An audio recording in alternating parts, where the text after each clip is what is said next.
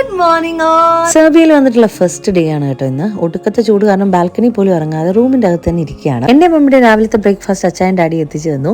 അങ്ങനെ ലവിക്കുട്ടിനുള്ള ബ്രേക്ക്ഫാസ്റ്റ് റെഡിയാക്കുകയാണ് നമ്മുടെ chef ഹാൻഡിയിൽ. Passport എടുത്ത് വെച്ചതിന് ശേഷം മറക്കാതെ ഞങ്ങൾ എടുത്തു വെക്കുന്ന സംഭവമാണ് ലവിക്കുട്ടിന്റെ ഷെഫ് ഹാൻഡിയുടെ ഫുഡ് പ്രോസസ്സർ. ഇതിന്റെ ഒരു പ്രോപ്പർ വീഡിയോ ചോദിച്ച് ഒരുപാട് പേര് റിക്വസ്റ്റ് ചെയ്തിട്ടുണ്ടായിരുന്നു. ആദ്യമേ യൂറോപ്യൻ അഡാപ്റ്റർ കൊണ്ടുപോകാൻ മറക്കരുത് കേട്ടോ. അപ്പൊ ഇന്നത്തെ ലവിക്കുട്ടിന്റെ ബ്രേക്ക്ഫാസ്റ്റ് ബനാന ആൻഡ് ഓട്സ് ആണ്. നന്നായിട്ട് ഗ്രൈൻഡ് ചെയ്തിട്ടാണ് ഞാൻ ഓട്സ് കൊണ്ടുവന്നത്. ഭയങ്കര ഈസി ആയിട്ട് ഉപയോഗിക്കാൻ പറ്റിയ ഫുഡ് പ്രോസസ്സർ ആണ് കേട്ടോ ഷെഫ് ഹാൻഡി. ഞാനിത് മേടിച്ചത് ആമസോണിൽ നിന്നാണ്.